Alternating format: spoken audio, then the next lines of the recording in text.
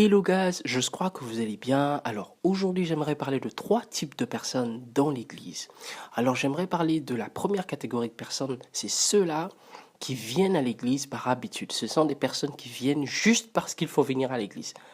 Pour eux, venir à l'église c'est je suis habitué à venir à l'église, c'est bien de prier, c'est bien d'aller à l'église, sans savoir le but principal de venir à l'église.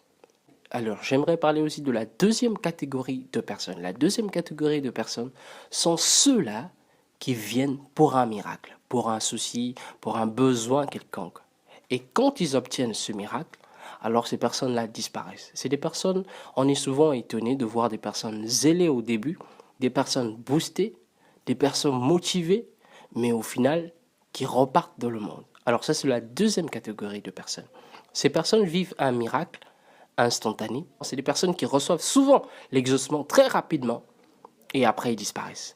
Alors la troisième catégorie, ce sont ceux-là qui vivent le miracle continuellement. Ce sont ceux-là quand ils ne viennent pas pour le miracle, ils ne viennent pas par habitude, mais ils viennent parce qu'ils ont besoin de Christ dans leur vie.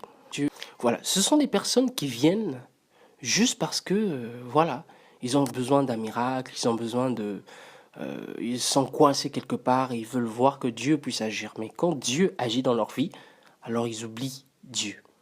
Alors ceux-là, ce sont ceux-là qui viennent à l'église tous aidés et au final qui repartent dans le monde. Mais la troisième catégorie sont ceux, quand ils viennent à l'église, ils viennent pour Christ. Et ce sont des personnes autonomes, à tel point que même s'il y a une situation dans l'église et que ces personnes-là, cette église se brise, ces personnes ne quittent pas les églises. S'ils quittent les églises, ces personnes ne se séparent pas de Christ. Ce sont des personnes qui ont accepté Jésus. Ce ne sont pas les personnes qui ont accepté le miracle. Ce ne sont pas des personnes qui ont accepté l'église. Ce ne sont pas des personnes qui ont accepté un pasteur, mais ce sont des personnes qui ont accepté Christ dans leur vie. Et c'est des personnes qui vivent continuellement le miracle dans leur vie.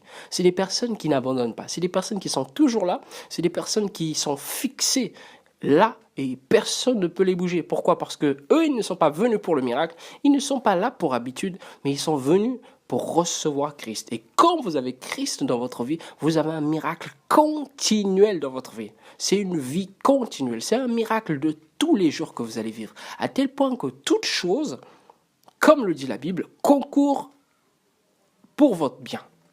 Et quand vous allez rencontrer des situations, vous allez vivre le miracle sans pourtant désirer une convention, un séminaire ou quoi que ce soit, ou même appeler le pasteur. Non, pas du tout. Tout ça pourquoi? Parce que vous avez Christ, celui-là qui répond à tous les besoins. On dérange beaucoup les pasteurs. On les appelle tout le temps. Pasteur, j'ai ceci. Pasteur, j'ai tel problème. Pasteur, j'ai tel problème. J'ai tel souci. J'aimerais que tu puisses intervenir ou prier pour moi. Mais on oublie que le pasteur est un homme comme nous. Et cette personne se tourne vers Dieu quand il prie. Alors nous aussi, on doit faire pareil. Se tourner vers Dieu. Il nous emmène à conduire nos regards vers Dieu. C'est le but du pasteur. Il est le berger des brebis. Et l'éternel Dieu est le vrai berger. Le grand. Soyez de la catégorie de ceux-là qui vont à l'église pour accepter Christ. Soyez de la catégorie de ceux-là qui vont à l'église pour recevoir Christ, afin de vivre un miracle continuel. Pourquoi venir à l'église par habitude? Pourquoi venir à l'église? Parce que j'ai juste besoin d'un miracle. Alors là, c'est pas rassurant. Je te conseille vraiment, réfléchis, pose-toi des questions. Tu es de quelle catégorie? Parmi les trois catégories. Je te conseillerais de la troisième catégorie, de ceux-là qui viennent pour Christ, ceux-là qui ont reçu Christ dans leur vie. À tel point qu'ils ne vont pas dépendre de leur église, à tel point qu'ils ne vont pas dépendre de leur pasteur, mais à tel point qu'ils vont dépendre du Saint-Esprit.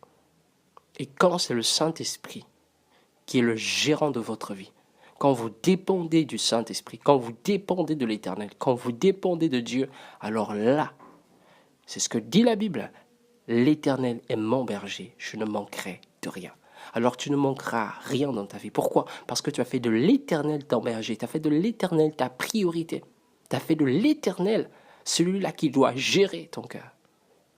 Fais de l'Éternel tes délices et il te donnera ce que ton cœur désire. Désirez Christ. La Bible dit, cherchez premièrement le royaume des cieux et le reste vous viendra par-dessus tout. Alors si seulement vous venez à l'église par habitude, Si vous venez juste parce que vous avez besoin de miracle, alors là, vous avez tapé à côté. Vous allez recevoir le miracle, vous allez avoir le zèle qu'il faut, mais le zèle ne veut pas destiner la vie éternelle. Ça ne désigne pas la vie éternelle, le zèle. Le zèle ne veut pas dire que tu es sélectionné pour le ciel. Le zèle ne veut pas dire que tu vas vivre une vie de Dieu continuellement. Le zèle ne veut pas dire que tu vas pas chuter.